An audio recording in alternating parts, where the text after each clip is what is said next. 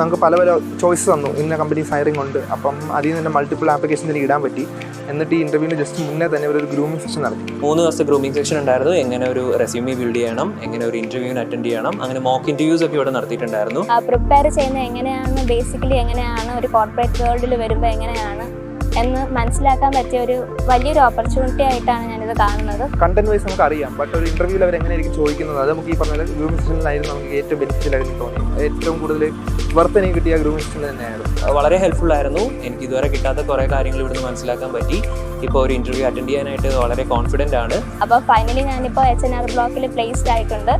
Interview പാസ്സായി. Mock interview തന്നിട്ടുള്ള ടൈമിൽ ഞാൻ വളരെ കോൺഫിഡൻറ്റ് കുറഞ്ഞൊരു കുട്ടിയായിരുന്നു. അറ്റ്ലീസ്റ്റ് ഇപ്പോൾ ഇത്രയെങ്കിലും ബിൽഡ് ചെയ്ത് ഞാൻ ഇത്രയെങ്കിലും സംസാരിക്കുന്നുണ്ടെങ്കിൽ അത് അസാപ്പിൻ്റെ ഗ്രൂമിംഗ് സെഷൻ വഴി തന്നെയാണ്. ഇൻ്റർവ്യൂവിൻ്റെ ദിവസമാണെങ്കിലും അന്ന് രാവിലെ എന്തൊരു റിമൈൻഡർ പോലെ ചോദിക്കുകയും ചെയ്തു. അന്ന് ഈവനിങ് കഴിഞ്ഞിട്ട് എങ്ങനെ പോയി എന്ന് തന്നെ അസാപ്പിൽ തന്നെ ഞങ്ങൾ ചോദിച്ചു. അപ്പോൾ ഞങ്ങൾക്ക്